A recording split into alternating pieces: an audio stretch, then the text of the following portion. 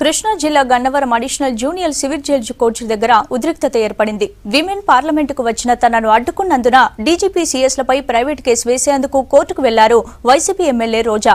అయితే రోజా వస్తోందన్న విషయం తెలిసి అక్కడకు చేరుకున్న టీడీపీ కార్యకర్తలు ఆమెను అడ్డుకునేందుకు ప్రయత్నించారు. రోజాకు వ్యతిరేకంగా నినాదాలు చేశారు. మరి ఒక మహిళగా శాసనసభకు వెళ్లి ఎమ్మెల్యే రోజా గారు మహిళలను కించపరిచే విధంగా సరైన స్వచ్ఛమైన భాష లేకుండా మరి పదజాలాలతో అసభ్య పదజాలాలతో అసభ్యంగా మాట్లాడుతూ మహిళలే తలవంచుకునే విధంగా మాట్లాడుతున్నారు. అది ఒక శాసనసభాపక్ష నాయకురాలై ఉండి మహిళల తరఫున ఆ విధంగా మాట్లాడటం మాకే చాలా చిన్నతనంగా అవమానంగా తలంచుకునే విధంగా ఉంది. కాబట్టి ఈరోజు ఆవిడ గన్నవరం వచ్చిన సందర్భం తెలిసి మేము ఆవిడని అడుగుదామని వచ్చాము. కానీ ఆవిడ కోర్టు పని మీద వచ్చారని మాకు పోలీస్ శాఖ వారు చెప్పిన తర్వాత మేము అందరిగాము.